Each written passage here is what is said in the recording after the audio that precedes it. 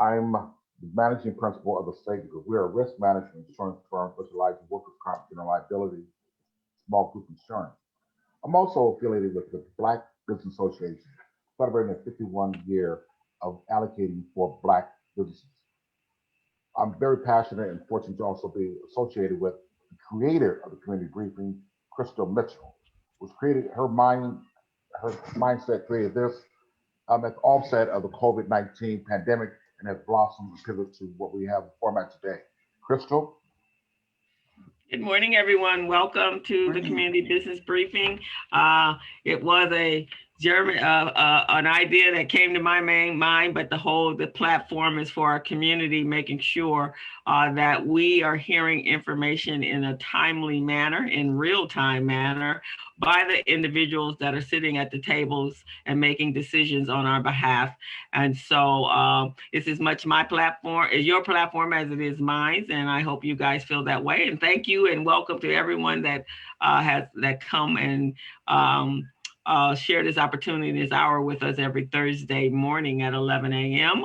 I am the co-director of Recycling Black Dollars, as well as a business coach and consultant for many of the organizations in the city, including RBD. I am an accountant and bookkeeper, and that is the principal part of my business. And so we're just here to make sure our small businesses and our Black community are well taken care of, and that's they're Black folks of my passion and my heart, and I don't make apologies for being Black and nor loving Black people and taking care of Black people. That's just who I am. And so I want to thank you guys all. And with that, I want to introduce and invite my other co-host and moderator. There's 4 of us on this team. That is Robin Billups, Gregory Sneed, and Mr.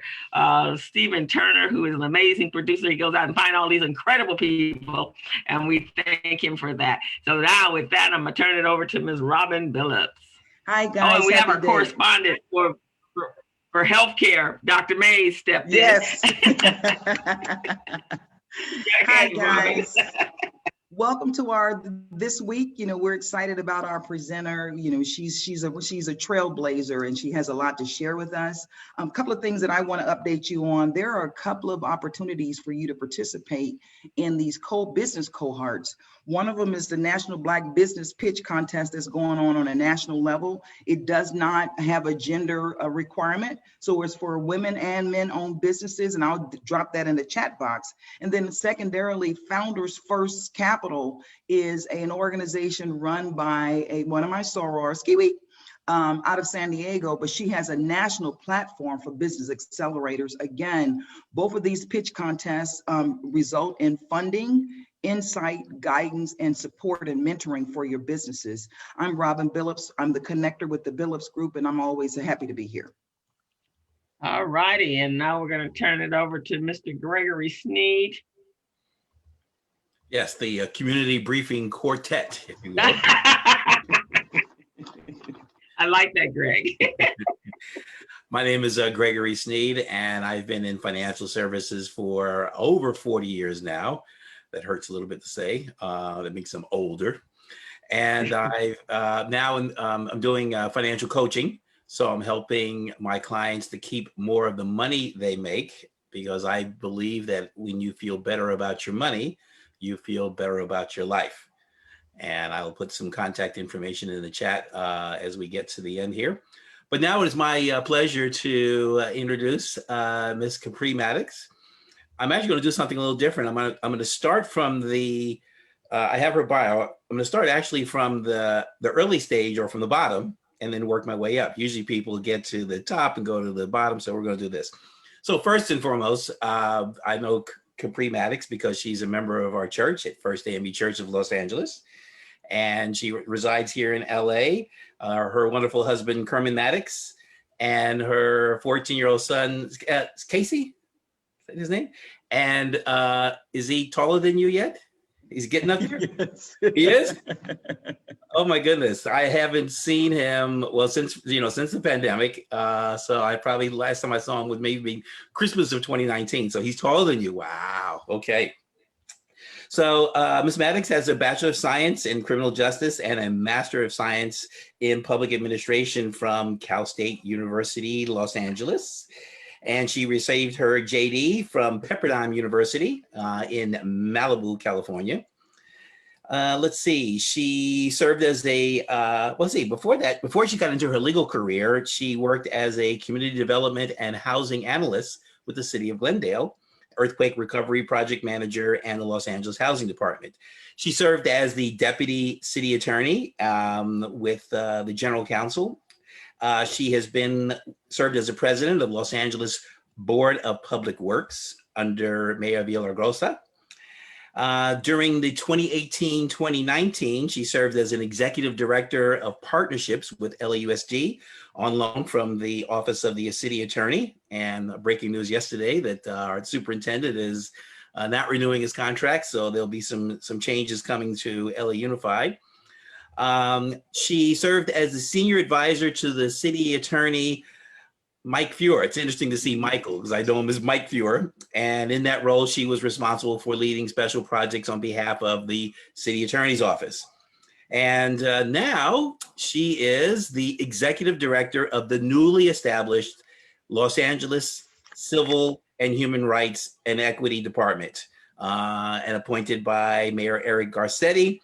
And she is going to be leading efforts to combat hate crimes, level the playing field through partnerships with the Commission on Civil Rights, the Commission on the Status of Women, and the Human Relations Commission, including the Transgender Advisory Council. So without further delay, please welcome Capri Maddox.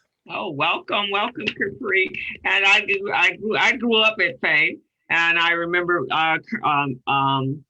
your husband when he came in, when he just started his political career, and Reverend Murray was all behind him, and we all were behind him. So welcome to the show, and thank you. Thank you so much for having me. I am so excited to be here with you all. Wanted to thank I want to thank Greg for that wonderful introduction, and I wanted to let you know that the Fame High is with us in great form, even in our department. You should know that we also have David Price, who is a part of my team in the Civil Rights Department, but his weekend job is he's the youth minister at First AM Church. So just want and a member of Alpha Phi Alpha Fraternity Incorporated. Okay, all right. Thank you, Greg. No, but all seriousness aside, I really am so happy to be here. 1908. I love it. So I think it's for the AKAs, by the way, if you don't know. I wanted to let you all know that I really appreciate the warm introduction. Seeing so many friends, Crystal, Ms. Billups, Dr. Mays.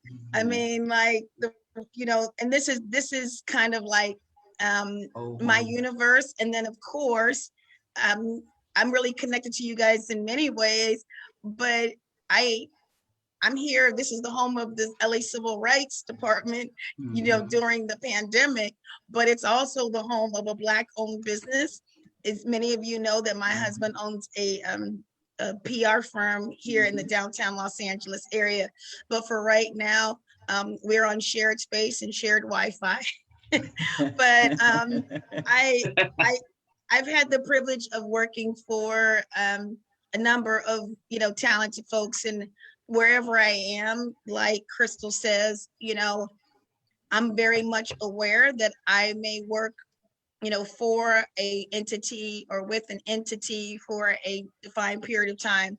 And I've even said this to the mayor of the city of Los Angeles, is I will be an employee of the city, maybe 30 years, but I'm going to be Black forever. So don't ever think I don't pay attention to that. I actually told him that when I was interviewing for this position. So it is very nice to be able to represent our community in my in all my roles, whether, and some of I've been appointed by 4 public officials, the superintendent, as Greg mentioned, the city attorney, And by the way, when I was with the city attorney's office, one of my assignments was business support, making sure that there was a liaison from the city attorney's office to the business community. And so I think it's important for folks in government to have a connection to our business leaders that actually, literally pay the taxes to allow the cities to function. And then, of course, I had the privilege of starting my years of being appointed by working with Mayor Villaraigosa. So I'm going to take just a moment here to, share my screen. And if I have permission to share my screen, I hope I do. You do. Okay, good. I want to have the ability to let you all see, and I'll talk you all through this, and we'll do it in a timely manner. I think it's important to know that the Civil Rights Department was actually created in February of 2020, and the mayor was, a little ahead of, some of the things that were to come in our country. I'd be remiss if I did not acknowledge the fact that we in the Civil Rights Department don't handle policing issues, head on. However, we have to acknowledge the fact that we did get accountability as it relates to the murder of George Floyd. But I think as I even look at my friend and mentor, attorney Michael Lawson, I know that the recent victory in that case does not mean that we don't have to continue to fight. So just wanted to acknowledge that. And I feel like we could go on and on and on, but I think we all have the same feeling of relief to a certain extent, but knowing that this was just one case in the 400 years of oppression. So we want to move things forward. And I say, as we think about the George Floyd incident, our department focuses on the other ways that people have their knees on your neck. And that is the connection here, because it shouldn't be, oh, well, if you're a police officer, you can't be racist. But let me tell you, we could go over and, you look at social media and you see incidents, and, probably before the end of the week, we'll see a number of things happening, that are racially motivated, like, the folks in Reseda, unfortunately, that had a noose put in their backyard on their tree, right on their property. And when you think about it, a lot of folks that do things, even the bird watching incident where, someone was weaponizing the police to say, there's a Black man, I'm afraid for my safety, and he's threatening me. You have to keep in mind that woman worked at a bank. She was a banker. And so we need to be aware, and particularly, I think, I don't have to explain this to folks like you all, like, Greg Sneed, that are in business and understand, some of the discriminatory things that happen as it relates to banking or commerce or education or employment. So I wanted to let you know that we have a number of things we've been tasked with, and the department really has like 4 major pillars. We have the commission support, which has really 4 bodies that help us guide our department. We have the Commission on the Civil Rights, and they handle some of the issues that are down in the box that says discrimination enforcement. So we have the authority to address discrimination in the private sector as it relates to commerce, education, employment, and housing. Want to be clear that that unit will be up and running soon. We were very grateful to get a public rights project fellow. It will have a legal scholar to join us to help us to lead that operation starting in a couple of months. We also have the Commission on the Status of Women. The Commission on the Status of Women deals with gender equity issues, and the Human Relations Commission is pretty much the heart of Los Angeles, deals a lot with hate crime prevention, and we also make sure that we have a more harmonious Los Angeles. And the Human Relations Commission also has the Transgender Advisory Council, which is a group that is doing a lot of great things in our communities. Matter of fact, Dr. Mays may know that we'll be out with the transgender community at St. John's this weekend doing vaccinations. And we were doing, even more work with the transgender community. Want to talk to you all about outreach and community engagement. Of course, our faith-based partners, temples, mosques, and other houses of worship and churches, et cetera, are a part of our operation and what we do. We also want to be sure that we're out there with discrimination and bias awareness training. We are looking to start this with our neighborhood councils. By the way, sometimes neighborhood councils can be a little toxic, but you add the other component of the climate of this country and thinking about areas that may not be as diverse as some sections of our city. And you have issues that are happening. I know Granada Hills and some other neighborhood councils have had some challenges with race relations, for example. Wanted to let you know that our hate crime prevention work is big. As a matter of fact, you all know that API hate crimes are on the rise. Hate crimes are up with all groups, transgender, African Americans, anti-immigration, hate crimes. There's so many things that are happening. And you all have been living in America with me these last few years, so you know what's happening. Wanted to let you know that on the API hate crime front, you will be very pleased to know that we are launching a pretty significant campaign. You'll see an art campaign in the next, it'll be launched in the next 2 to 3 weeks, where you will see hate crime prevention items on city assets like city buses, city buildings, etc. So that is something that's being launched through our office with the partnership with the folks from Public Works, Cultural Affairs, and some other entities.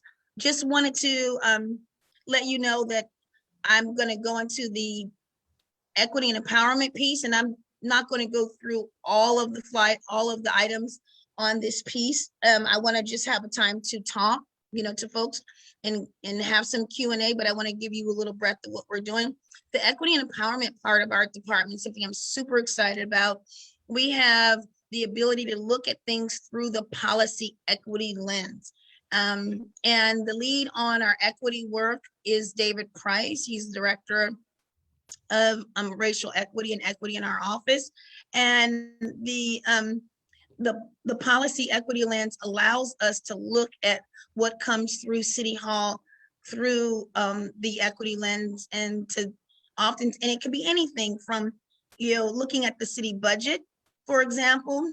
And you should know that we're going to have resources through the repair program that David is putting together, but we are looking at somewhere between $2 to $12 million that can be out to work with community-based organizations. And it's, we're putting things together in that regard, but the mayor did mention that in the state of the city presentation. But when we look at things through the policy equity lens, it could be hiring at LAPD, the budget, and a number of other things. The upward mobility of the COVID equity. Of course, Dr. Mays, how can I forget that? That's something else we look at through the lens. And you remember the olden days when you needed to have a car, a driver's license, and a good computer to even just get a COVID test. And that was our reality, like about a year ago. So, and now when you think about having special vaccination events targeting the transgender community on site at places that people frequent, I actually received my shot from Dr. Jerry Abraham at First AME Church a couple of weeks ago. And I really, appreciate us localizing things as pods. Some of the mega pod sites are closing down those venues to make sure we're more community-based. I want to talk about upward mobility programming. This is my favorite thing in the entire department. This is helping people get into the middle class and beyond. And I know I'm talking to the right folks on this. We are looking to be intentional to help people with college and career readiness. Financial literacy, Mr. Sneed, working with folks to, learn about home ownership, opportunities to, become entrepreneurs. So we'll be leaning on, BBA to help us in this lane, because we want to make sure that we level the playing field and we open doors, walk through them and make sure they're open for the next generation. Wanted to mention something that the mayor is leading as it relates to corporate diversity. And we all know Prop 16 did not pass. That would have, given us the ability to have affirmative action. But I think it's important to know that there are many corporations that signed a pledge with the mayor saying by 2025, over a 5-year period from 2020, that they would create opportunities for African American and Latinos in Los Angeles. So like they made commitments that they'll increase their hiring for African Americans and Latinos by 30%, increase their procurement dollars spend by 14%, increase the number of those folks in management by 16%, and increase their outreach and advertisement dollars for communities of color by 12%. Opportunities to deal with the racial, the pay equity issues. So we definitely want to make sure that we don't have disparities in pay. And then the thing that I think is really important for you all to know is all the companies that have signed this pledge agreed to double their racial equity dollars. So Mr. Lawson, we need to have you look those folks up and make sure that they're being as generous as they say they're planning to be. And I think we can have, David, you can drop that in the chat here about the Renew program. Wanted to just give you a list. These are our commissioners. We have the Commission on Civil Rights, the Commission on the Status of Women, and we also have the Transgender Advisory Council along with the Human Relations Commission. You may see some familiar names. Anthony Mack is our Vice President of the Human Relations Commission. Rosa Russell, many of you know, is a commissioner with us on the Human Relations Commission. And I'm not going to name everyone, but you see Leslie Ivy and Keith Parker that are on the Civil Rights Commission. And of course, Irma Bernard Gibson that is on the Commission on the Status of Women. And we have Alexander Lucky Fuller, Jasmine Creighton, and others that represent our communities on these commissions and advisory councils. I think it's important to know that we reach out, we do grants.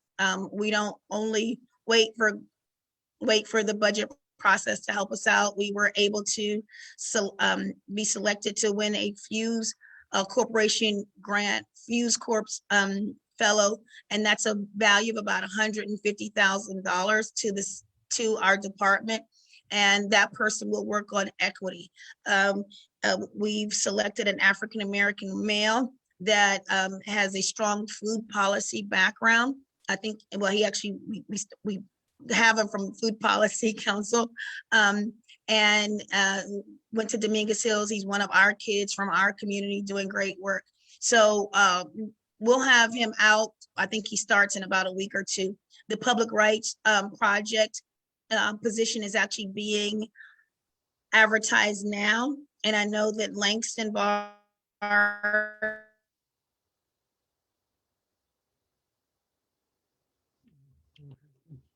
our community apply for that spot too. They'll be an employee of the Public Rights Project. And so I want to be really clear and to let you know that we have the discrimination enforcement arm that is launching this spring. And we have, of course, COVID equity that we talked about. And we've done a number of things in this space, supporting a number of events. Speaking of events, this is just a touch of some of the events we have done in the Los Angeles area. We had the privilege of during Black History Month, in addition to, having, great speakers for our African American Heritage Month celebrations, like, Mr. Lawson that came to speak to, was set to speak at our Human Relations Commission meeting, but I know he was very involved in a lot of the programming we did at the city family. But we had African Americans in the media come to speak. And I want to tell you, one of the reasons we did this program that was sponsored by Councilmember Mark Riley Thomas, we had Angel Jennings, if you can see Angel Jennings from the LA Times. She's the editor now, and the Sentinel sent us Brandon Brooks, and of course our very own Beverly White. Is when things go wrong in our community, a lot of times we reach out to the media, but the folks that work in the media are oftentimes dealing with some of the same challenges that we are dealing with.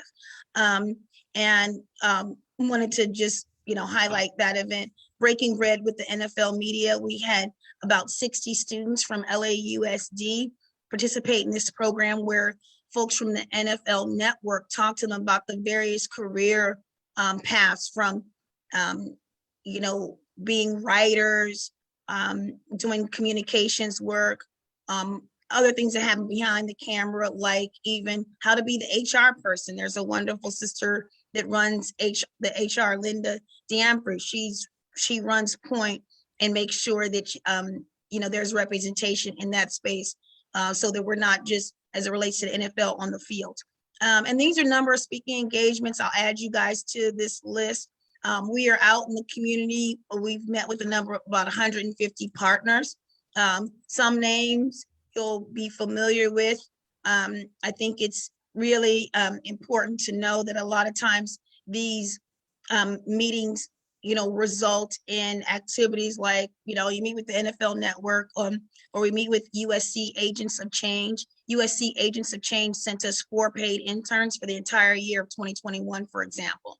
Of course, the Fuse Fellows, it also sent us resources, doing work with, Project Angel Food and others as it relates to COVID equity work.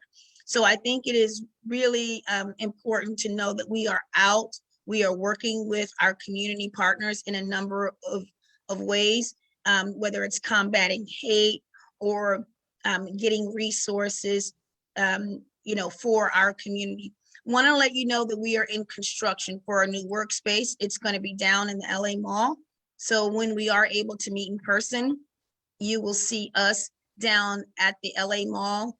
And we also are going to have conference room space. And the conference room will be, if you are familiar with LA Mall, our office will be in the old Hallmark store building as soon as you come down the escalator from City Hall. And the Sbarro pizza place is right across from where they had the Dalton bookstore for many years. That will be the John Lewis Conference Center.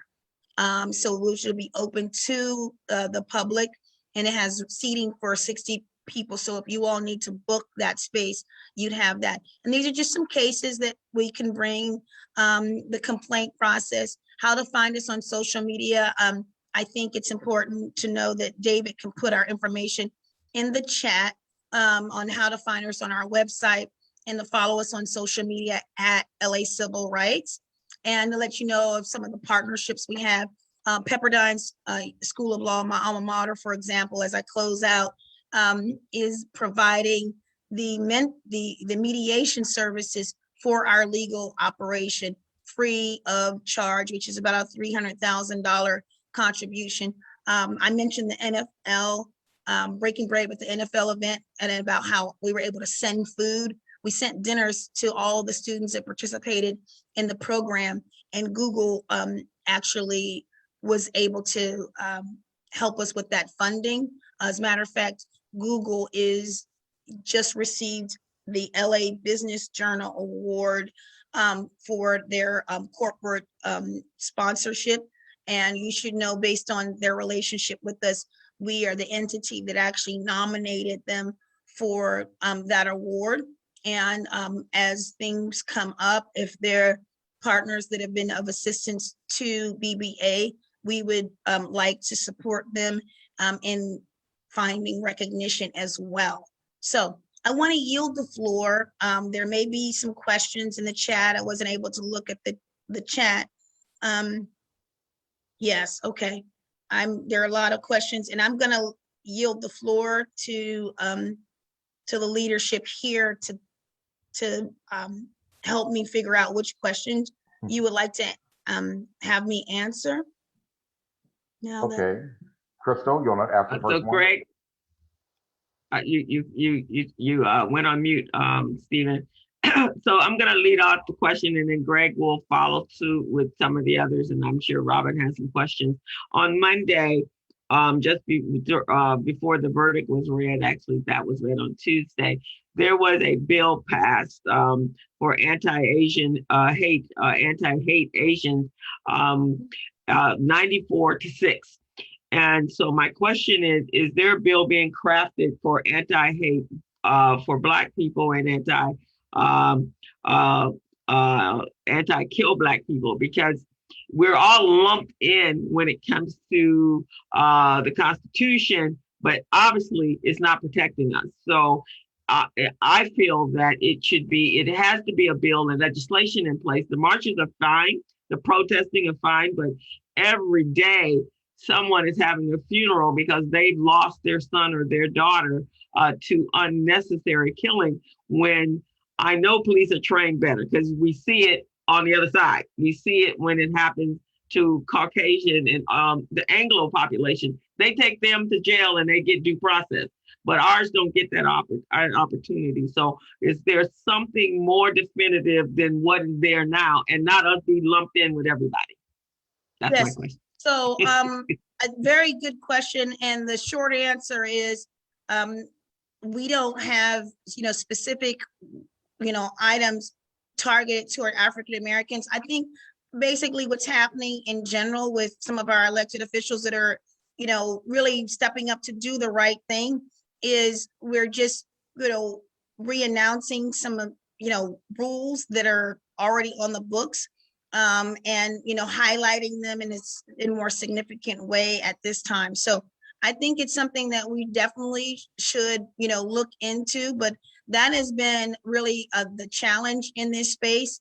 We have laws on the books, but we are oftentimes highlighting them more because of what's happening to the API community. And I'm going to tell you too, is one of the reasons we're drilling down on this issue is to be clear that in Atlanta, we lost, 6 Asian women, but Asian women weren't the only folks killed that day. And just to know that when people go out to do hate, they're not gonna, come home with their baseball bats in hand and said, "Oh, we didn't see any Asians." They might get a transgender person, they might get an African American. So we want to stop hate where it in all over, but I really want to be intentional, and I want to be really intentional in that space to let you know a lot of the rules and things that people are highlighting are on the books now, but they want to make sure that we give attention to this issue. And the other thing I want to say about this issue is hate is hate is hate. They come for one of us, they're coming for all of us.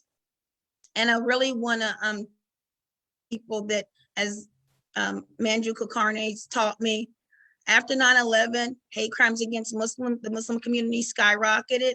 Till this day, nearly 20 years later, the numbers have not gone down below their pre-9/11 numbers. Now, they're not as high as they were in 2001, but they've never gone down to their pre-2001 numbers. So love is love. That's right. That's what we need. And someone asked about the art campaign. I'll let you tell me which questions I should. You want to go ahead, Greg? Yes. Well, the first one, David Price has answered already in the chat, which was how do we get more information? So there are resources. There's a newsletter to subscribe to the human rights, also Instagram, Facebook, and Twitter. So in the chat, you'll find lots of resources there. So it takes care of that question. Let's see, starting from the top, Lisa asks, thank you for your presentation. Is your department working with the city council and it's requiring hazard pay for workers in the food industry? So we are supporting that motion. And the other thing too that is very interesting, and I haven't thought this all the way through, but I think that, you know, if we find that, I previously in the city attorney's office, I worked in complex litigation in one of my assignments there. And I think that this instance could be right, these stores shutting down because they don't want to comply with the new hero pay requests and the guidelines and from our various leaders, and leaders from small cities all around our region are looking for this hero pay. And quite frankly, it's a shame that we're in this space where people would rather close down a store in a vibrant location than to honor people who literally risked their lives during a pandemic where so many people lost so much. Some of these big box stores actually, I mean, the only thing you can do is go to the supermarket, and especially when there was panic buying, and I mean, the big stores made out, and they were the winners in the pandemic. And so to think that they would begrudge folks to pay an extra couple of dollars for a limited period of time, they'd rather shut down, is something that I think the legal community should look at always. And one thing I'll even say is there is a think Business and Professions Code 17200, which is unfair illegal business practices. And they could definitely have a city attorney or an attorney general look into that case. And I have no idea. I'm no longer, you know, privileged to work in the space of the city attorney's office under attorney-client privilege. But I hope that we have some of those leaders looking at bringing cases against folks that are obviously doing unfair and illegal business practice, possibly doing unfair or illegal business practices. And then, of course, for our department, I'm gonna just to say that we are watching this, and I'm quite frankly appalled that some folks that are in corporate America that say we're all in this together on their website, they say that they care about equity, they say they care about Black and brown lives, they say they care about their customers and their employees, and kind of when they have a chance to step up, they do just the opposite. So shame on them. Thank you very much. Next question is, will there be intersectional work to address supply chain inclusion in your equity and empowerment initiative? Yes. So there are a few things in this space that I think are very important. I should have mentioned this. Our Deputy Mayor, Brenda Shockley, is working on procurement work, hiring and procurement with the City of Los Angeles, for example, to make sure that we have proper representation as it relates to how city dollars are spent. When you think about the supply chain in the equity and empowerment space, definitely making sure that we have diverse voices at the table and supporting people of color, particularly the African American community, as they are providing services and resources that people need in our community. So I don't have a firm like this is exactly what we're doing for the supply chain, but I'd like to have a further conversation about that.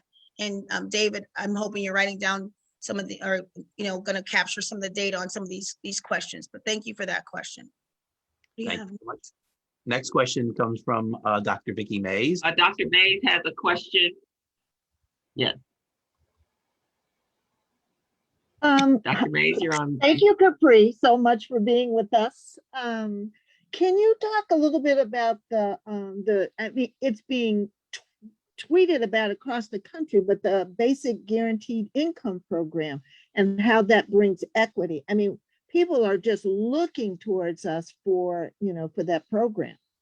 Yes, thank you so much, Dr. Mays. And I want to take the point of privilege to thank you for your leadership in this fight against COVID inequities here in Los Angeles and beyond. You're a leader that people look to in many regards to definitely, well, your work is saving lives. I wanted to just tell you that when you think about the guaranteed income, we have so many families that are struggling. And as someone that has lived on the high and the low parts of the economy, I think it is essential to think about the children's lives that are be impacted by this basic income. And I think it's something that as society, we have bailed out the business community over and over and over again. But when someone takes a stand to make sure that we help families in need, particularly children that are suffering, we need to do all we can to support our elected officials that are doing the right thing for this this season of life, where we know that there is so much need. You can't, and of course we talked about my church background. You can't see someone that's hungry and say, come back tomorrow. You know what I mean? Faith without works is dead. And our leadership needs to stand up in this space. And if you can say yes to the business community, you better say yes to those kids that are in need, because they're not going anywhere. You take care. I learned this when I was at LAUSD, because they have 600,000 kids. And when I was raising resources as head of partnerships for Austin Butner, who obviously is going to be stepping down soon, I would tell people, you take care of the kids now, or you take care of them later. I can assure you it's more affordable to do it now. So that's my basic message. And I think maybe we can put a link to, thank you so much, David, for putting that information about the basic income, the guaranteed income. Thank you. Next question. How do we get involved? I'm as the co-director of Recycle Black Dollars, and obviously our concern is definitely about the economic development and resources for our Black community. How do we get involved? And truly, I think this is a us problem. And unless we put all our voices together and shout loud, we're still not gonna be heard. Obviously, we're not being heard. We haven't been heard for 400 years. So how do we become more proactive and more definitive about our involvement in protecting our families and our lives? Good. With you guys?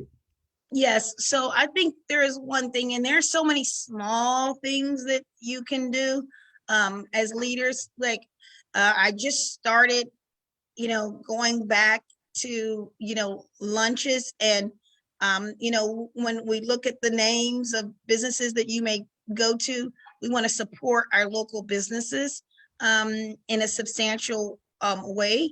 I think it's really the clear thing that I want to say here is we have to be intentional in this space. And, again, in light of everything that's going on in the country, I would say this to you. I'm going to give you a quick example. If George Floyd walked into a Black-owned business and had an issue, we might not have to, we might not have had to watch him take his last breath on camera, because there is a certain way that folks are treated. And I think that this opportunity is here for us to highlight. Of course, people put hashtag we support Black businesses. Definitely, we want to see more of it in the supply chain. And quite frankly, I think that BBA and other entities need to call people out. If you see someone saying, hashtag we support, our Black employees, it's like, well, and our Black customers, where are your dollars coming from? If that's your base, if it's the NFL Network or anyone that, ask, I think that question needs to be asked. And I do think that data doesn't lie. And like with some of the policing things, I think I saw something where it says unarmed Black man. And then the next picture had like, what's his name? Dylan Roof that did the shooting at the AME church, you know, in one of our southern states. I think it's important to know that, you know, how the police reacted to those things and to see it literally in black and white, to say, you know, they had a number of mass casualty suspects pictured right next to African Americans like Breonna Taylor, et cetera, you know, heavily armed, unarmed, heavily armed, unarmed. And you know who was ultimately killed by the police by just looking at the names. And I think that by seeing things in stark pictures of black and white and calling it out and doing indexes of how people support communities, I think Ron Galpern, for example, does a great job of letting sunlight, he's the city controller, letting sunlight be the best disinfectant on how the city spends their dollars and what we do. I think the same thing needs to be done with folks that want our dollars, want our attention, to see where they are in the supply chain, and to also to think about, you know, folks from the community. And you say, if you're wearing, if you know, don't wear a Black Lives Matter t-shirt and you have, you're spending 0% of your dollars in Black owned businesses. So I think, you know, starting a campaign of, you know, like I support Black businesses is something that, you know, should and could be done. And again, I'm gonna just tell David on the equity and outreach piece, this is something that I think we can and we should encourage people to do in this space. Thank you so much. And I'm going to reach out to you. RBD has a resource guide that it's becoming a digital app. And one of the things we want to make sure are all our businesses, and this is a collaboration with the Los Angeles Urban League and Recycling Black Dollars. So I'll reach out to you so we can discuss that. It's going to be launched in the next month or so. Yeah.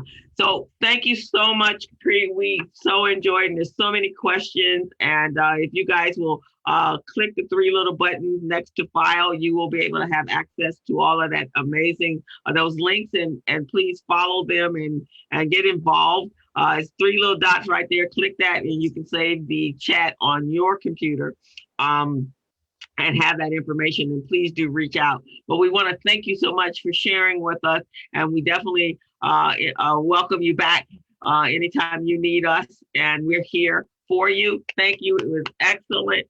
So now we're going to turn it over to our correspondent, Ms. Paulette Moore, to give us some updates on what's happening. Let's give her another round and some hearts and some reactions. And thank you, Capri. And please, if you need us, just let us know how we need to be there for you, because I think this is very important for our community. Thank you. Thank you so All much.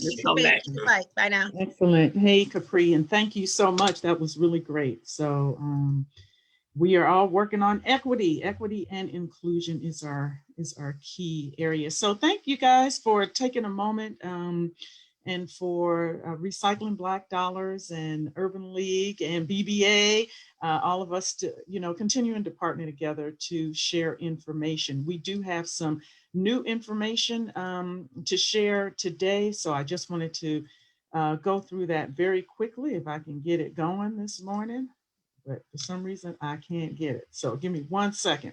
I had it right here. All right, so just as a reminder, the EIDL and the PPP, as you all know, the PPP was extended to May 31st, but for those of you that have still not either understand it, need help doing it, or need to determine whether you qualify for either one of these grants, please let us know so that we can help you. There is some indication that maybe those PPP dollars might run out in the next couple of weeks, even before the deadline. So it is urgent still, even though the extension was made. And if you know any small businesses that might qualify, please, you know, direct them to get some help, because this is, the PPP is a loan that with forgiveness, turns into a grant. And so we want to help you all get the forgiveness for these grants and loans. Some on the call have received them, and we just don't want to miss out. Another new program that is coming online is the Restaurant Revitalization Fund. This is new. This is coming from the SBA, and it's revenue up to 10 losses covering up to 10 million per business, and no more than 5 million per physical location. Now, this grant it has not opened yet. And you just have to make sure that you use the money for eligible sources by March 11th. Here are the guts of the program. This is the basics. We're working on the presentations to cover this. So you can look for these in the next couple of weeks. We'll be going through a deep dive on the restaurant fund to make sure our community, because there's so many restaurants in our community, some of which have already closed. But those that are remaining open, we want to help them to continue to remain open. So the award is here up to 5 million, and it's the difference between your 2019 and your 2020 receipts. And there's a startup opportunity as well for those that are open by that February 15th date. And it includes virtually all food vendors. So food trucks, takeout only, sit down, any type of restaurant. The one thing we were going to check is on the catering side, but there's so many of our businesses that can benefit from this that we want to make sure everybody knows. There's a sample application that is not the final application, and you can find that sample application online. And in addition to being able to apply directly through the SBA, there are some vendors that have been identified that some of the small restaurants are using. So Square, Toast is one, and then other vendors, Clover and NCR. Those businesses, you can apply through them as well. But guys, how many of the restaurants have you gone into that may not have a Clover? They may not have a Toast or a Square. They may be using their old school cash register. So please, if you see businesses in your neighborhood that you frequent, let them know about this grant and direct them so that they can get some help in applying for this grant. So this is a very, very big grant for our community. Then there's the SBOG. So we've started to do some outreach to like our local venues, whether it's Barbara Morrison Performing Arts or the Nate Holden Theater and Ebony Repertory Group. So if you all have any performing arts centers that need help, please have them contact us. This grant is a little more difficult, and it does require that you have the DMV and the sam.gov, but we know that our businesses can do it. And so if there are any that we have missed or haven't outreach to, you outreach to them and let them know that they can get some help. All right. For the LA Regional COVID Fund round, this second round for this particular one, the personal care and retail sector, this grant is reopening on April 26th. So that is Monday. And you have to be, this is LA County, not LA City. LA County, not LA City. So please share that and utilize this one. And then the California Relief Grant is reopening again on 4/28. Did anybody get a California Relief Grant? Monita. You did? Somebody got one? I'd like to see that. Okay, I see Monita, I think it's the only one I know got one. Okay. And Emily, you did too? I qualified for the money, but they never put it in my account, so I don't know what's going on. So. Okay, so follow up with them. They have a hotline, I think. Yeah, I did call them, and they said, "Oh yeah, you're in line. We got you," but I've never seen anything. Okay. Well, that's good. That's good.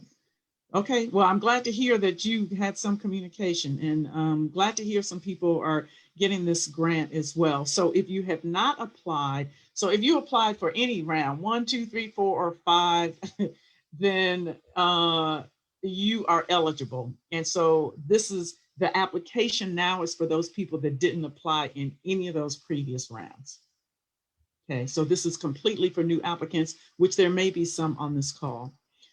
And then there are some new grants that I just found yesterday, wanted to share with you guys. This is an I Fund Women. It's a Neutrogena grant. It's for anybody in the health and wellness space, and up to $10,000, but the deadline is Monday. So it's on 4/26, so that deadline is quick. And I'm not sure how involved this one is, and they're picking 12 entrepreneurs for this. But hopefully for those of you that have been applying for grants, you got your documents ready. You can just go to that file with all your stuff and submit your documents. And if not, this is the time to put all of the information in one place so that you can apply quickly for these opportunities.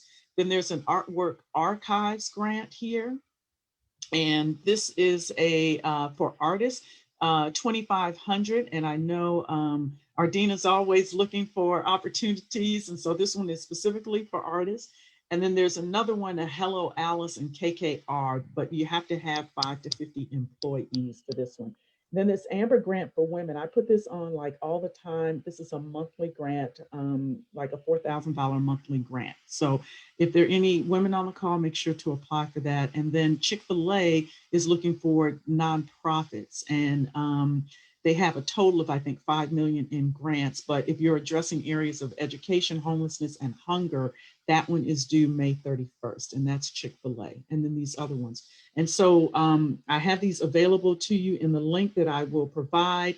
We also have a special event coming up. This is Financial Literacy Month, and we just heard about financial literacy as a priority.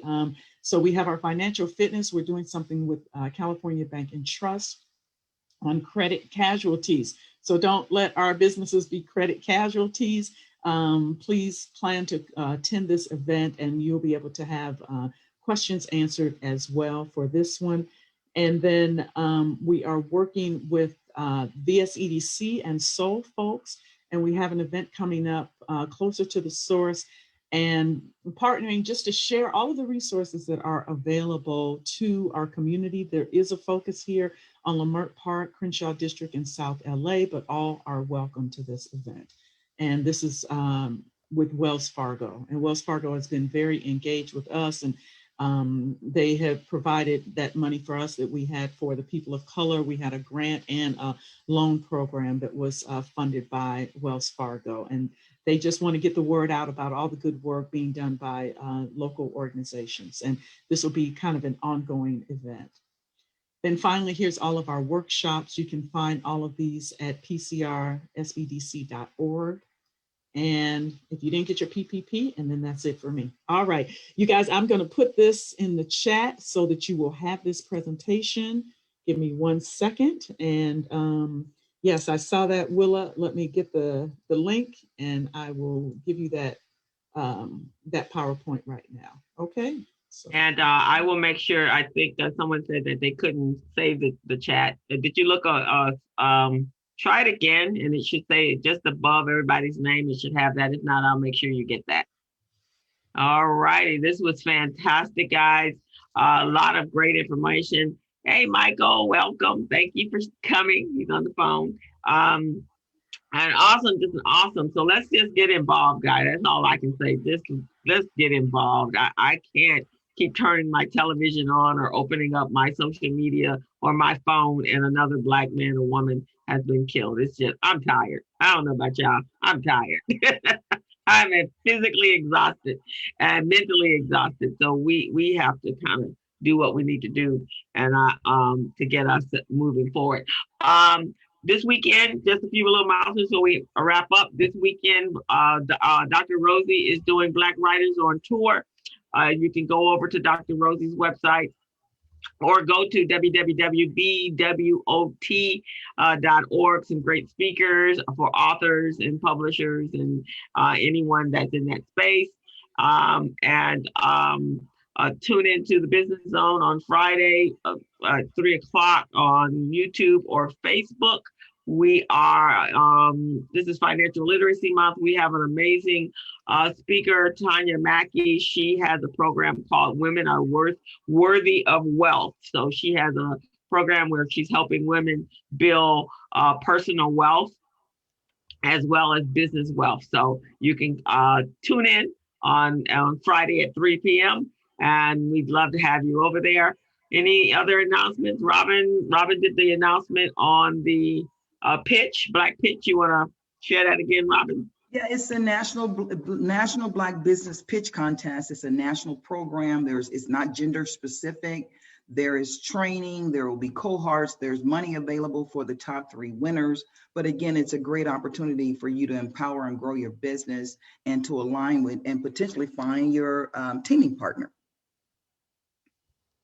Okay, Gary. And for those parents and aunties and uncles and grandmas, if you have kids ages 15 to 16, there's a free program that's being provided, partnered up with the Los Angeles Urban League called American on Tech.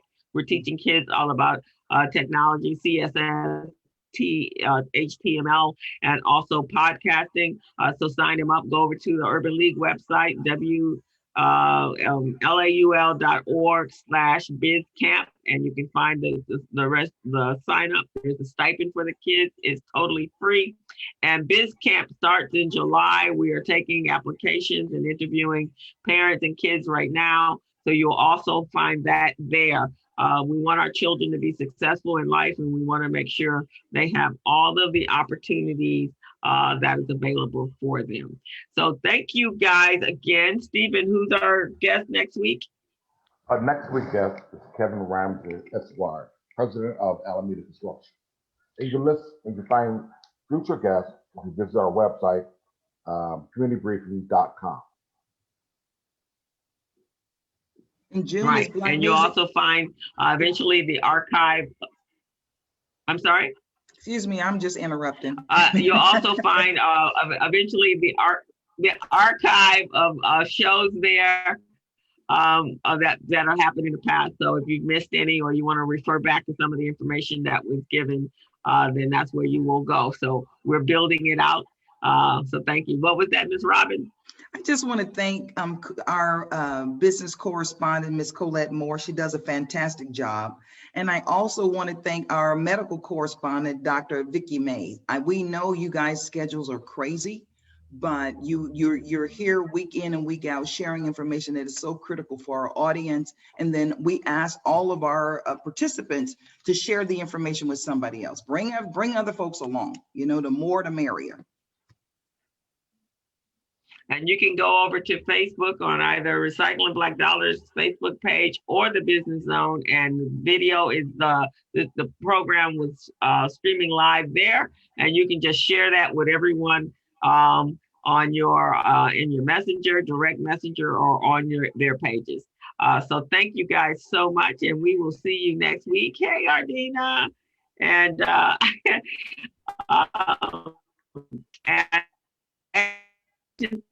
Oops. Some power moves in the college. We're excited.